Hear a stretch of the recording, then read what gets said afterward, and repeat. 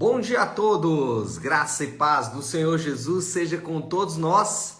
Uma ótima segunda-feira para todos. Hoje é dia 26 de dezembro de 2022. Seja muito bem-vindo ao nosso devocional de hoje. E nesta segunda-feira nós vamos então retornar à nossa dinâmica de maratona bíblica, ou seja, leitura de 3 capítulos da Bíblia por dia, e a gente vai fazer aqui alguma conversa em relação a esses capítulos. E o livro que escolhemos para trabalhar durante toda essa semana é o livro do Eclesiastes. E por que nós escolhemos aí Eclesiastes para tratar nessa semana, né? Nós sabemos que existe aí a perspectiva de um ano novo, né? Existe aí a perspectiva do início de um novo calendário, e é sempre uma oportunidade importante essas viradas, né? Virada do mês, virada do semestre, virada do ano, da década, enfim, para a gente poder também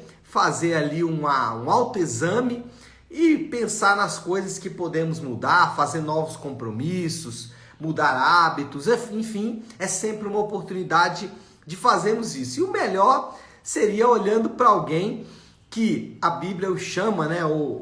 Os estudiosos chamam de o sábio, e nós estamos falando exatamente do sábio Salomão. E hoje, já para começar essa nossa semana de devocionais em Eclesiastes, nos preparando aí para um ano novo, onde a gente quer mudanças, vamos falar das limitações do homem. Então, eu quero ler um texto com vocês aqui que vai dar margem para a nossa conversa. Na verdade, esse texto poderíamos dizer que é um resumo de todo o livro de Eclesiastes, que é Eclesiastes capítulo 1, versículo 1 e 2, que diz assim: as palavras do mestre filho de Davi, rei em Jerusalém.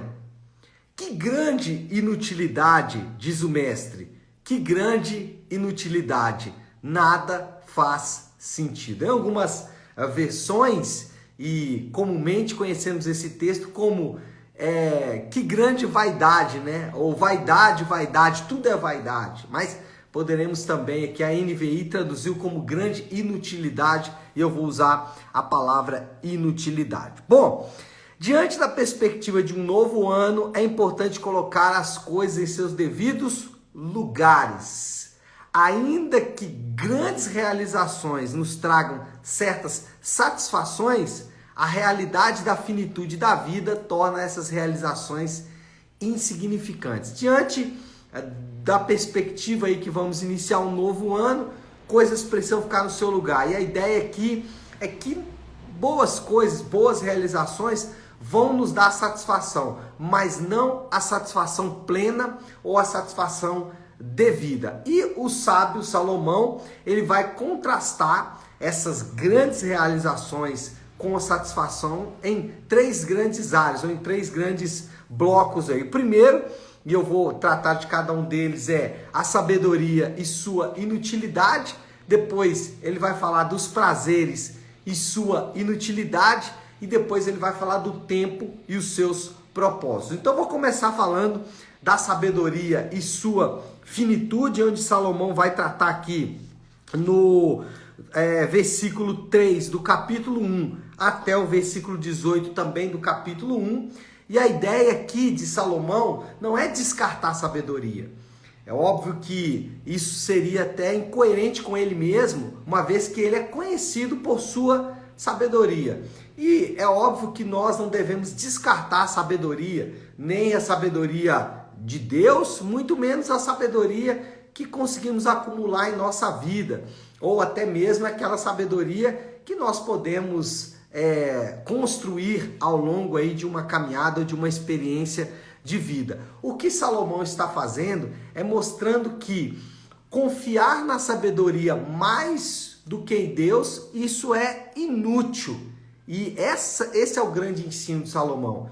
Então talvez as pessoas vão buscar aí para o início desse ano e para o ano que vem, dizendo o seguinte: eu quero ser mais sábio para tomar as melhores decisões no ano que vem e tudo mais. Só que confiar nessa sabedoria para tomar decisões é inútil, porque às vezes o mesmo princípio que você tomou que você usou para tomar uma decisão no passado, você vai usar para tomar uma decisão no futuro e isso vai ocasionar em algum erro. O ponto aqui é dizer que não é a sabedoria que pode transformar a sua vida, ainda que a sabedoria seja importante. O que o sábio está mostrando aqui é que confiar na sabedoria mais do que em Deus é inútil.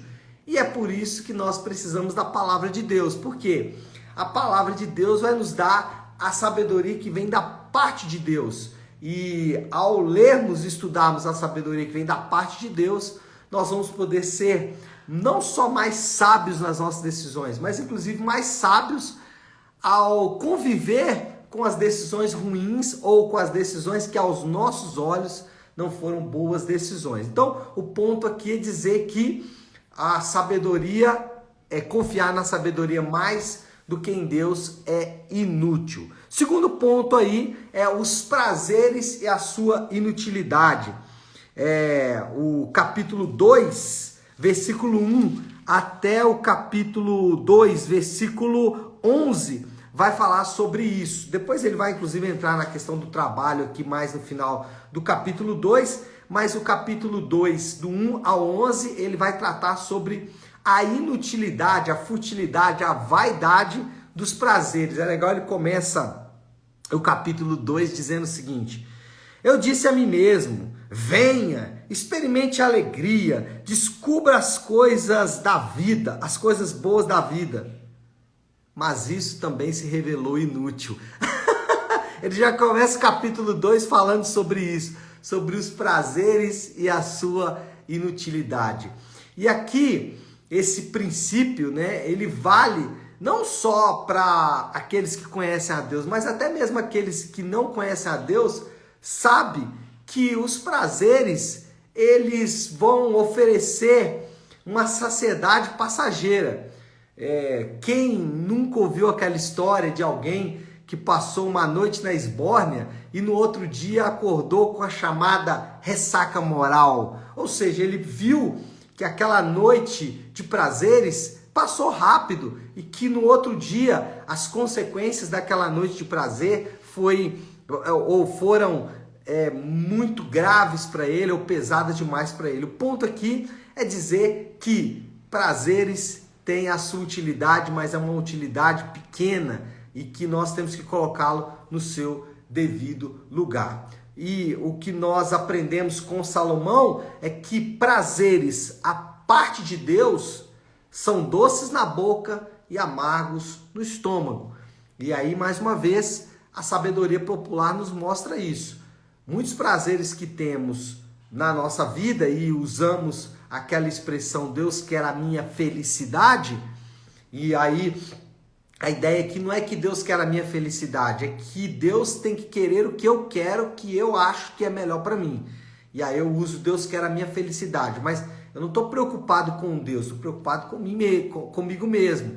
E a ideia do sábio Salomão aqui é mostrar que esses prazeres, eles são extremamente passageiros e nós temos que colocá-los nos seus devidos lugares. E o terceiro ponto aqui de Salomão é o tempo e seus propósitos. É o que ele vai falar no capítulo 3, e aí é um texto que todos nós conhecemos e conhecemos muito bem, a ocasião certa, né, para usar aqui a expressão que a NVI usou, a ocasião certa para todas as coisas, há um tempo certo para cada propósito debaixo do céu. E aí o que nós aprendemos é que o tempo, ele é um grande inimigo das pessoas distantes das promessas de Deus. Aqueles que não conhecem a Deus e nem sua palavra, o tempo para eles está passando, está correndo, e eles precisam aproveitar o máximo aquele tempo que eles vão ter aqui na terra, porque o tempo deles está passando. Então, o grande inimigo das pessoas que não conhecem a Deus é o tempo. Agora, para o crente, o tempo ele não passa. O tempo cumpre os seus propósitos, os seus objetivos. O tempo ele faz exatamente aquilo que Deus o indicou para fazer. Então, a perspectiva da passagem de um ano para alguém que não conhece a Deus é que um ano passou. A perspectiva da passagem do ano para um crente é que aquele ano cumpriu o seu propósito e um novo propósito, um novo tempo de Deus para o cumprimento dos propósitos de Deus está começando. Bom, sabedoria e sua inutilidade, prazeres e sua inutilidade, o tempo e seus propósitos. Diante dessas três grandes questões, qual é a resposta do sábio? O que o sábio Salomão vai dizer para as pessoas diante aí dessas grandes incógnitas? Versículo 24 do capítulo 2, diz assim: para o homem não existe nada melhor do que comer, beber e encontrar prazer em seu trabalho. E vi que isso também vem da mão de Deus. É óbvio que o sábio não está ensinando aqui a licenciosidade, né? Então, olha, coma e beba mesmo, aproveite bastante, porque tudo isso vem da mão de Deus. É óbvio que o sábio não está ensinando isso, até porque senão seria uma incoerência com o próprio discurso dele, que acabou de dizer que os prazeres, eles são inúteis, que eles não cumprem o objetivo ou não entregam aquilo que prometem. Mas o que o sábio vai dizer aqui é que todas as coisas vêm da mão de Deus. E se temos que prestar atenção em algo para esse ano que vai se iniciar, é que todas as coisas vêm da mão de Deus. E nós não podemos jamais esquecer isso. Bom, essa é a moral da história. A moral da história é que tudo vem da mão de Deus e os nossos olhos precisam estar fixos nessa verdade. Agora, qual é o desafio aí? Ou poderíamos pensar aqui em uma aplicação para esta nossa conversa, para esse devocional nosso desta manhã.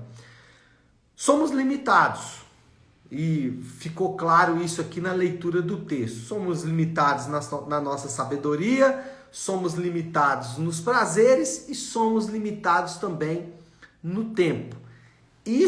Essa realidade de que somos limitados, só pode nos colocar aos pés daquele que é ilimitado. Então, o desafio aqui nessa segunda-feira, para começar bem essa semana, é nos colocarmos literalmente aos pés do Senhor, tá certo? E como fazemos isso? Especialmente fazemos isso observando e obedecendo a palavra de Deus. Essa é a maneira mais objetiva de nos colocarmos aos pés do Senhor, é nos sujeitando à sua vontade objetiva, expressa, declarada em sua palavra.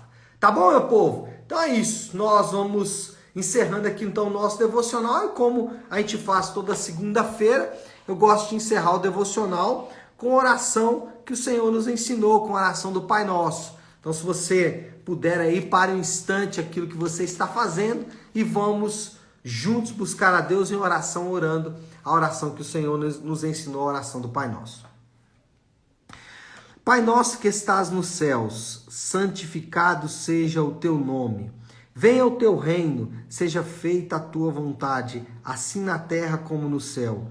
Dá-nos hoje o nosso pão de cada dia. Perdoa as nossas dívidas, assim como perdoamos aos nossos devedores.